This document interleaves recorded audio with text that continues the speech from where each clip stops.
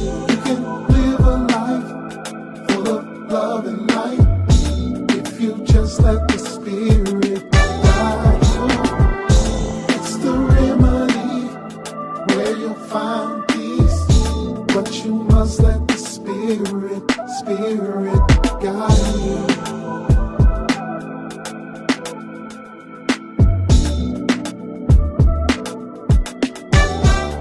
Who made y'all priests? What's up, world? This is Iwo Fafore. What's going on, good people? This is Awo Sheung. Welcome back to the Who Made Y'all Priest podcast, where we talk about our spiritual journeys, our everyday life experiences, and the issues of the time from the perspective of two people who just happen to be priests. Fafore, what's going on, man? What's going on, good brother? Another day for us to right the wrongs of yesterday. I like that, man. I like that. I'm gonna have to write that down or something. I'm gonna have to start me a journal and write that down. Yeah, just make sure you give me my credit for it in the journal. You stole that from somebody else. No, I just As made that up right off the top of the dome, right there, right now. soon as we get off of this, I'm gonna Google it. I'm gonna Google it and see what book that come from. I'm That's gonna have to see hilarious. what book that come from, man. What's going on with you, man? Man, nothing much, man. Oh, but before we start going too far, hey, family, please hit that like button for us. Subscribe if you ain't already subscribed. Make sure you share with everybody. Share with your mama, your cousin, your daddy, your uncle, them. Just show. We appreciate you showing love. Just share it, and again, like and subscribe. For sure. For sure. So in keeping with the mission of the Who Made Y'all Priest podcast, where we talk about the issues of the day, politics has been dominating the media world as of late. We know that the presidential election recently took place. Regardless of what side you fall on, I think I can speak for both of us. We don't care about whether you consider yourself a liberal or a conservative. We don't care about that. Besides the presidential election, a lot of other things have been coming up as of late. So we want to talk about that, man. We want to talk about the presidential election. We want to talk about politics in general. So how did you feel about the presidential election? What was your immediate thought when it came out that Trump was president elect? You know, so I would watch the stuff on the news or online about what the polls were saying. And the polls kept on saying, it was a super tight, super close race. Right. But man, when them numbers started coming in, I said, oh, Trump is spanking Kamala. So that's the first thing that came. And I'm like, oh, this is like a blowout. Right. Like,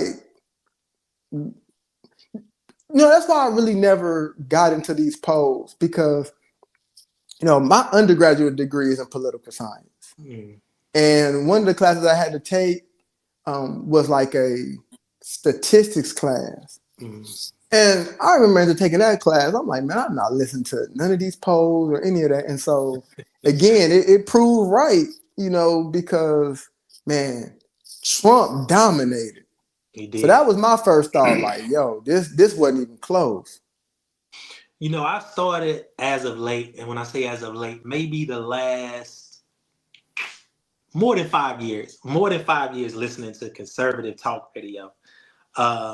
And so, I mean, I've gotten enough of we'll call it the liberal media, the CBS, the ABC, the MSNBC, CNN, all of that. I don't watch Fox. I mean, I don't watch news at all, Right. but I listen to talk radio, conservative talk radio. And what I found was that although, like you say, you was hearing certain polls that were saying that it was super tight, all of the polls that I heard had Trump leading in places that he should not have been leading. So I know that there are people who would present polls in a way that they make an attempt to galvanize a certain group of people to really get out and vote. So if the Kamala supporters think that that is really, really, really tight, like we can win this, that sort of makes an attempt to galvanize the Kamala supporters to come out and actually vote. I don't know if they came out and voted, but even if they did, there were a lot more Trump supporters that went out there and voted. And I've never been into politics at all, really.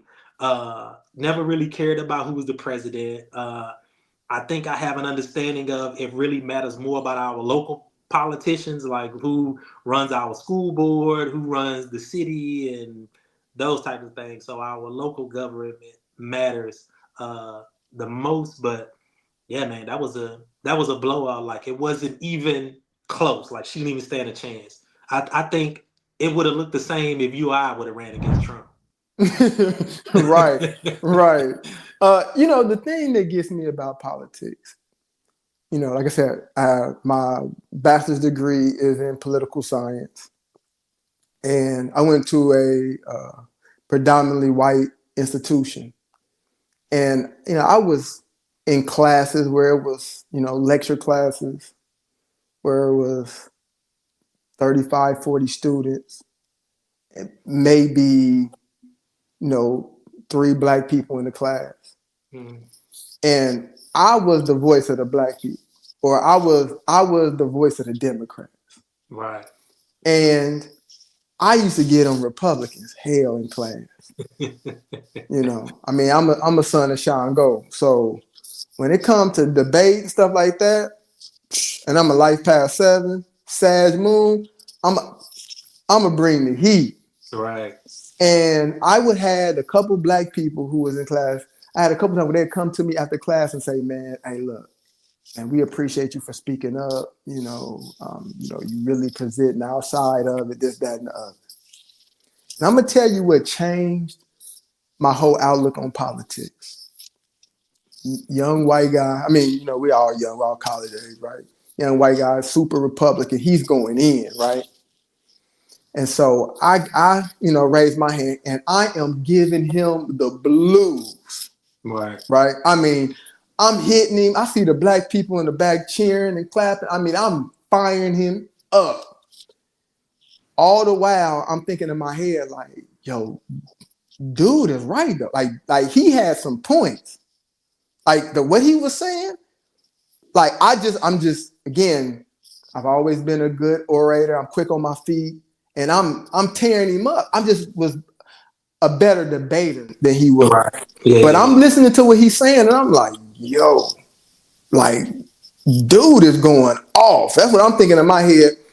And I start looking into what he was saying. And as I'm starting to really dig and go deeper than the material, like the class material, I start thinking to myself, like, yo, I really sound dumb. Like the points that I'm standing on, I'm like, no, that ain't really what it is.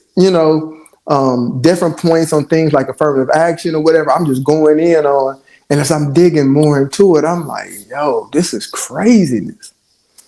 And it really made me step back and think like, yo, we are arguing over things and we really don't know what we're talking about. Like, we don't really understand the depth of what we're saying. We don't have the facts right, And then I've heard you say many, many times, and you are 100% right, that black people are conservative.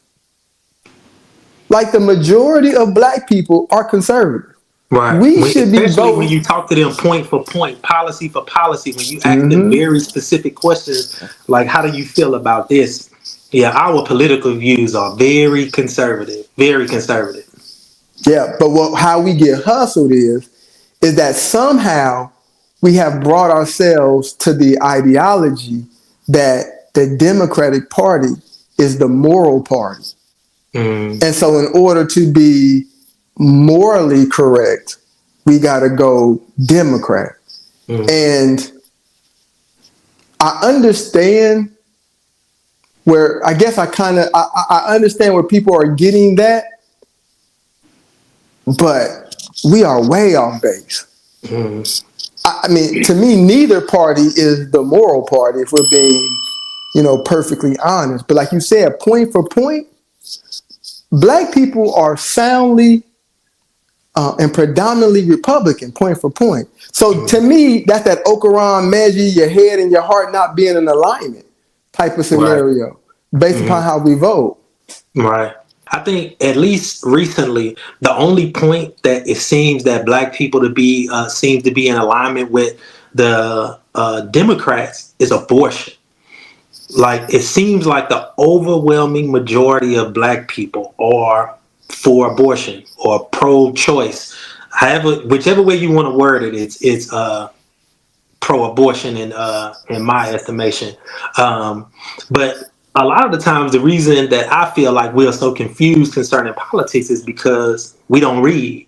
Mm-hmm. We don't read. We don't research. We allow the Democrats to tell us what the Republicans are thinking.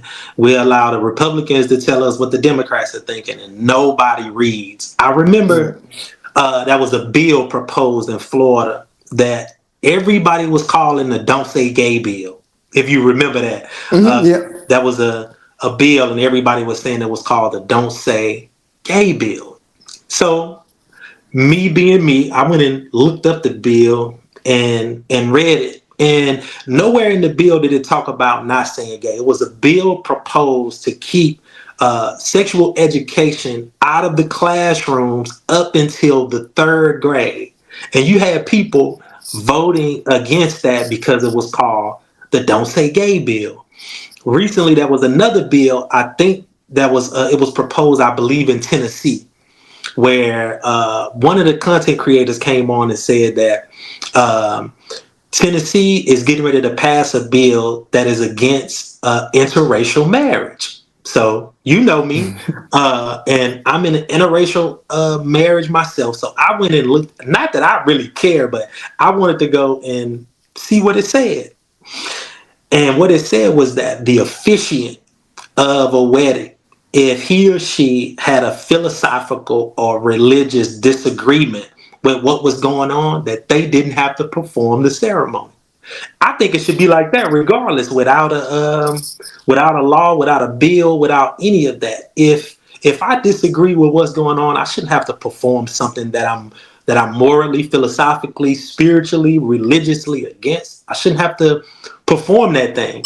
Then, if you remember some years back, that was the baker in Colorado that was drugged through the mud because he didn't want to bake a cake for a gay couple, two men. He didn't want to bake a cake for their wedding. They took him to court. He ended up winning, but it's like, why do I have to participate in your thing?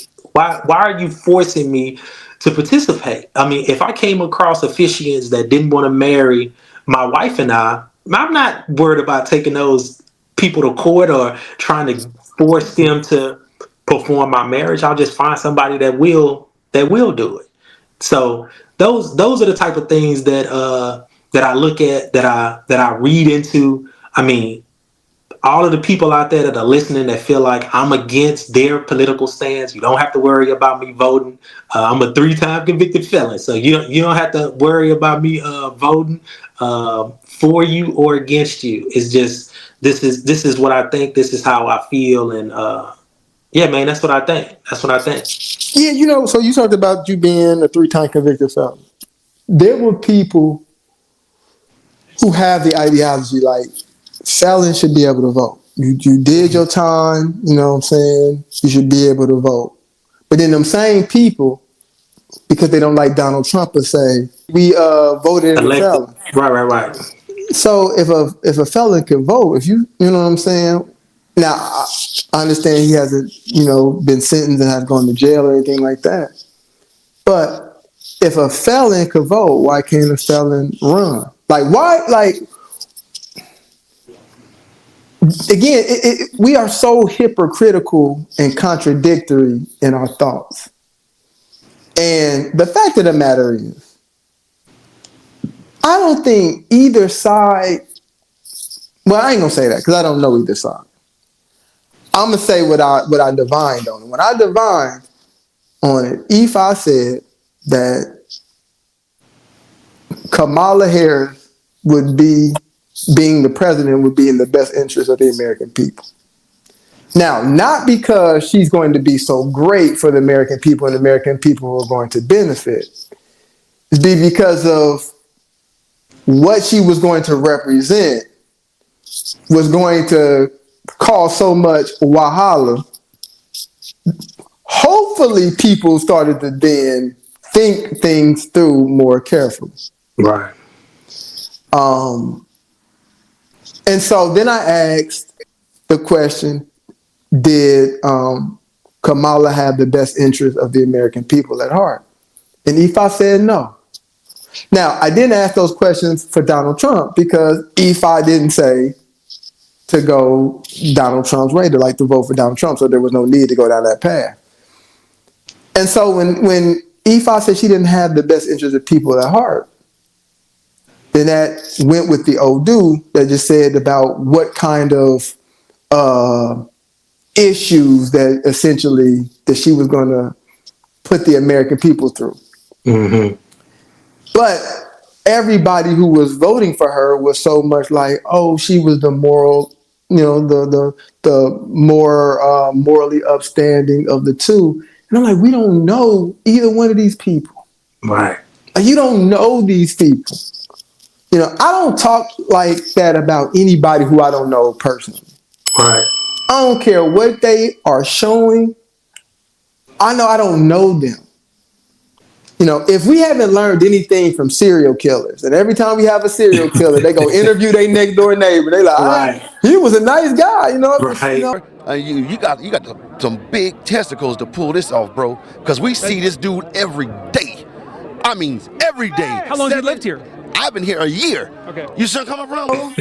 Speak to me every morning. I'll say hi. He was always, upbeat and smiling, whatever. And then they done got body limbs from 30 different people in their refrigerator. Right. You know what I'm saying? Like, Right. if you don't know these people, you don't know what they're capable of. Right. And I'm at the point where when are we going to learn? Because every election, probably in the last 20 years, has been the most important election of our lifetime. Right. All right. Depending on what side you were on, if the other person won, black people were going to be back in chains. It was going to be death, hell, and destruction, and all this, that, and the other. And I'm not saying we got out of it unscathed, because it all has an effect, but it hasn't been nowhere near what the other side said it was going to be. Mm-mm. No. And so it's like for the last 20 years, and maybe even more, I'm just not of the age to where I was really caring past 20 years ago. And I don't even know how much I cared 20 years ago, or it was just, with the news and social media and internet, I just happened to be around it more. But fear has been what everybody has run on over the last 20 years, right? The other party is going to bring destruction like no other. Right. And people are buying it, like election after election. And now remember what happened last time. Like, remember they said that last time and it didn't happen? Like, Right. I'm not for either Donald Trump or Kamala Harris. I really see them as being teammates. They're on the same side. They're just presenting you different faces, but they're on the same team. And so even though I don't support either one of them, when people talk about Donald Trump and we're going to be back in chains and this, that, and the other, like, people are really talking about moving out the country and stuff like that. But they said that last time, but they didn't leave. But I'm like, he already was the president. Right. Like, we saw what it's going to be. He already was the president. Right. I can at least accept that more from the anti-Kamala people, because while you can say, well, she was the vice president, she wasn't the president. So you can, the anti-Kamala people can say, oh, she's going to bring all kind of destruction. And I would accept it more from them because she's never been in that position. But for Donald Trump, he's been there. Right. There's celebrities saying and all kind of other people saying, oh, there's not going to be any more elections now that Donald Trump is in office. How? Like, how was he going to stop the elections? Like, Right. Yeah, it's I don't crazy, know. man. It's crazy, and politics, and maybe it's just because of social media, man. I haven't seen anything since from Barack Obama forward. Like before Barack Obama, man, I cannot remember. Of course, I was gone, but I can't remember politics being talked about this much, especially the presidential election. So much. I think the longer we are of the misunderstanding that that which we call the devil, that which we call evil or Satan, once we understand that that exists inside of us, that we are our own devils, I think we'll stop talking about morality so much. Like, stop talking. To me, morality is an emotional thing. Now, I agree that there are some things, if we're going to call it morality, that are explicit, like thou shalt not kill, for example. You know, we should be out here just cold heartedly killing individuals, things like that, rape and, you know, sexual assault, those types of things. But when we're talking about philosophy and philosophical beliefs and coming down on the opposite end of the aisle, and somebody just because they don't believe the same thing that you believe, you call them evil. This is on some, that's really emotional. That's some real emotional things, to the point where we are not even allowing the people that we are talking about to explain themselves to us. We are allowing other people to tell us what they think and what they're about. And that's, Ifa tells us to not come to a conclusion, not make a decision until we've heard both sides of the story. But many of us, or however many sides there are, listening to all of the sides of the story. And this is why Baba has always taught us to stay in the middle. And I think a lot of people have misconstrued what stay in the middle means, and it's not a disregard for morality. This has nothing at all to do with morality. This does not mean stand idly by and watch so-called evil take place. It simply means to stand in a place of understanding, allowing the emotions to be subservient to our logic, to our reason, and things like that, and being able to see things from a wider perspective, making an attempt to understand both sides, or however many sides there are. And I think we've misconstrued that. I think a lot of people think that that means to stand idly by and watch evil take place, and that's not what it means at all. You know, I initially, when I think of, you know, sitting in the middle, I used to think about old dudes like Otorapon Meji, right? Just having the balance of emotions, right? Then I started thinking about old dudes like Okuran, where your head and your heart are in alignment. And then as I more and more I study it, I think of Iwori Meji, where it talks about gathering information and how the gathering of information helps form and possibly change our perspective. Right. And so I think that's what people are missing, because people are emotional, and then they're picking a side, and then all their information they receive is from the side that they picked emotionally. And they can't hear other information. There's a video going around about Donald Trump and doing things like, you know, sent a jet to go, you know, fly out Nelson Mandela when he was released for jail. I also remember a clip, man, at least 20 years ago, maybe even more at this point, where he was on the Oprah show and Donald Trump was a Democrat. Right. And he was asked about, you know, would he be president? And he was like, no, I really ain't into that. But if I did, I would run as a Republican, and this is how I would do it. And then everybody was clapping and cheering in the crowd. This is how finicky people are. Donald Trump literally, now whether he had the thought way back then, or he later on really thought about it and said, wait a minute, what I did say did sound legit. And then that's what he did ultimately when he won the presidency, the first and the second time. And now everybody got a problem with it. Right. But he told you to play.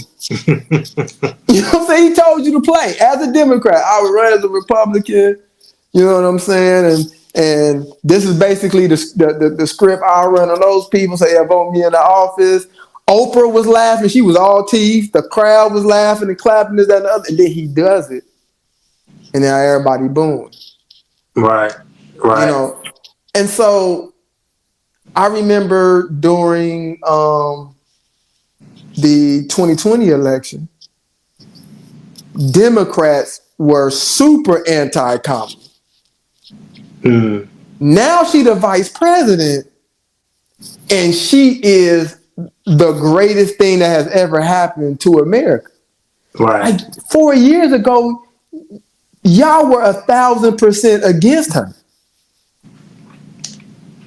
Like, Yeah. I probably could have got more votes than Kamala back Right. then. Right. You know what I'm saying? Like during the primaries, the Democrats was like, hell no. Right. Anybody but you. Mm-hmm. And now it's just like I think people are so disingenuous, you know. And again, we talked about it on this before. The lesser two evils to me is always choosing evil. And so, if that's your thought process behind it, you're gonna get what you deserve either way. Right. I think there isn't too much of an emotional insecurity, immaturity in people. And this is what the forefathers said a long time ago, which is why they came up with the Electoral College in the first place. Mm. Because the forefathers pretty much said, I don't want the average American to be able to sway the vote. Right. So we're going to put this Electoral College in place. And then, last thing I think about this, supposedly Biden got what, 12 million or so more votes than Kamala? More votes even than Barack Obama did? Mm. I believe that was rigged. I'm just gonna keep it about. I've always thought that politics was rigged. I don't care who wins, it's rigged. Right. The Right. only thing that makes me think that Donald Trump elections weren't rigged is because Donald was so outside of the mix. I feel like Donald Trump kind of was really out here doing what he wanted. Right. Where I was like, I think that the powers that be would more likely be against him. Because I just can't imagine more people voted for Joe Biden than voted for Barack Obama. Right. I just can't buy that. Unless you show me a statistic that say 20 more million or 50 more. I mean, I'm talking like a ridiculous number of more Americans were 18 and up than they were when Obama was running those two Right. times, or Yeah. especially the first time. Yeah. Unless you can show me that, I think it was rigged, to be perfectly honest. But again, I think pretty much all of them after a certain time was rigged.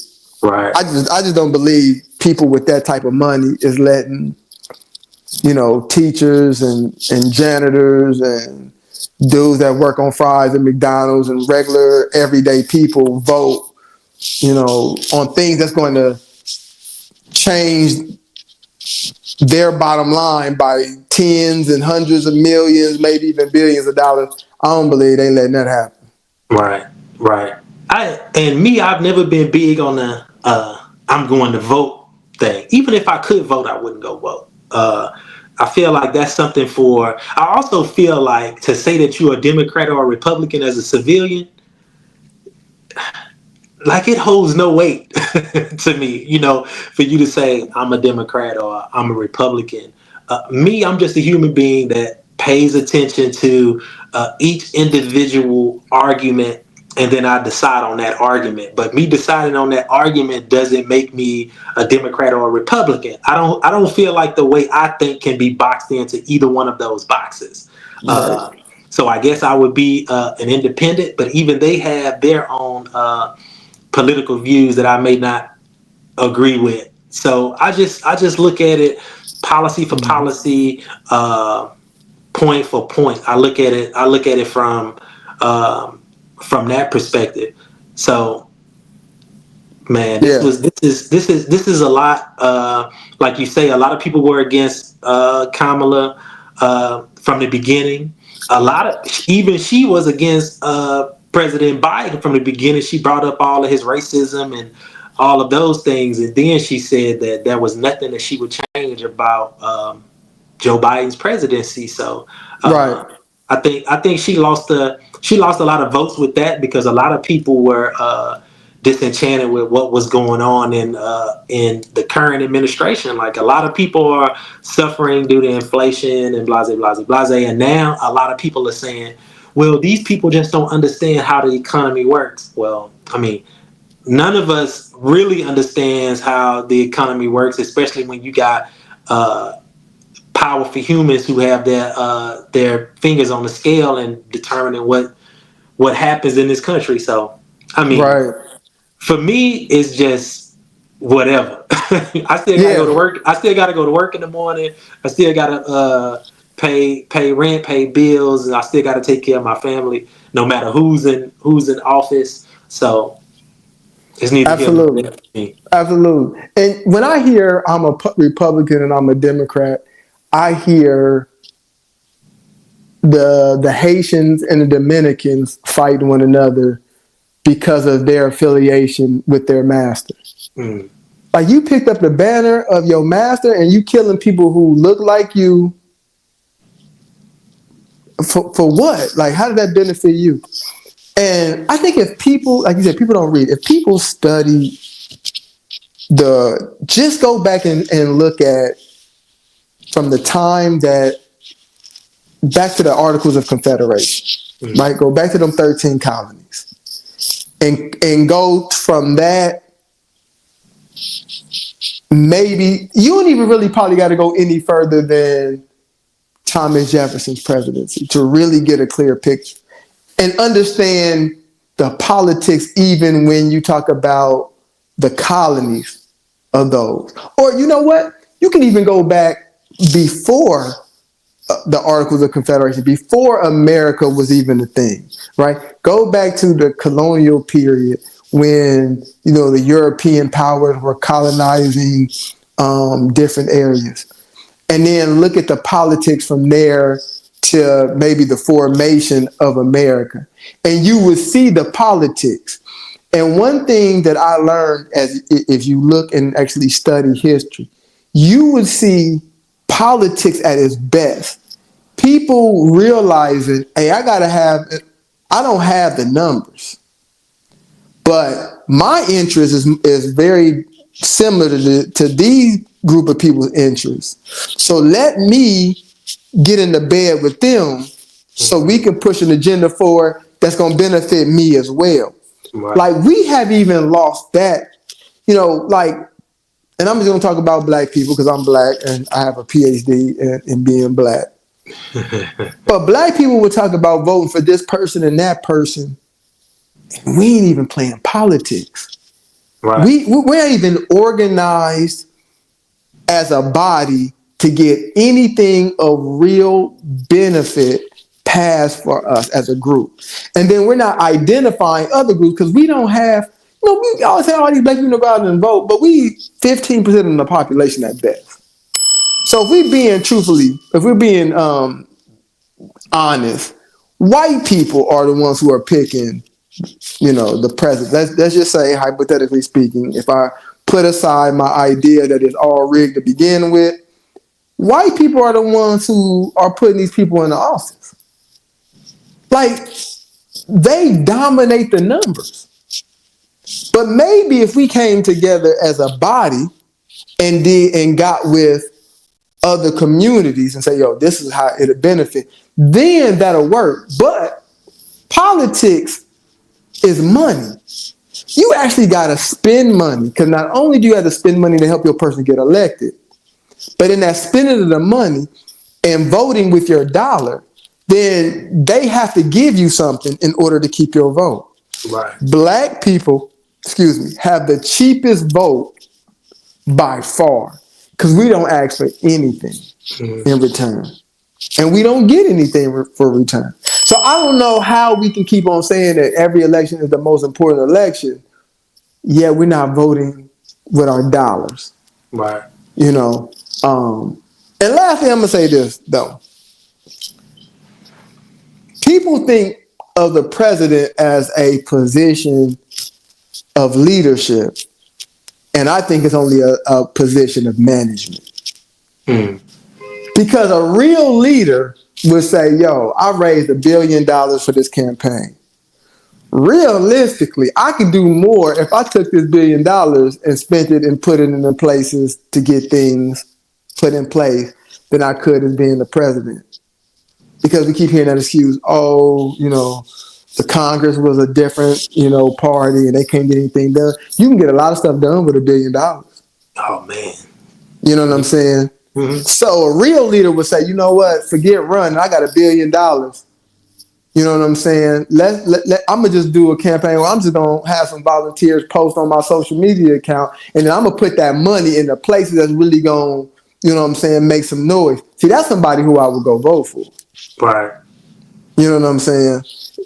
So I don't know. So that's why I say we don't have any leaders. We just got supervisors, and none of these supervisors got your best interest at heart. Yeah, man. Yeah. So we just wanted to come over here and talk to y'all about the politics and keeping with the mission of the Who Made Y'all Priest podcast. We didn't want to keep y'all too long on this one, but we would have felt that we was doing a disservice if we didn't at least come on here and give our take about the presidential election and politics in general, just because it's dominating the media so much right now. Absolutely. So, hey, we got 4 years. You know what I'm saying? So either you're going to use whoever in the office as your excuse as to why you can't get ahead, or you're going to use this 4 years to actually realize that all the power is with the people. All the power is with you.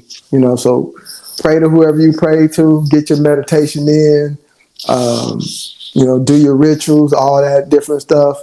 Focus on what you need to do as an individual to grow and evolve. And then get your family together, and then get your community together, and go from there. Yes, sir. And that's how you really influence change, like real change, real lasting change. So, hey, we appreciate y'all for tapping in with us. Thank you for showing love. Please hit the like button. Please subscribe. Please share.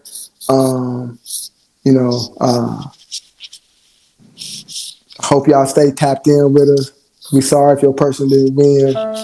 We don't have a dog in the fight. We just here to share a little bit of information. So hope y'all check in with us, man. The next podcast, we appreciate y'all. Please leave a comment too. Let's have a comment. What do y'all think? We wrong? We got it all wrong and messed up? Do you agree with us?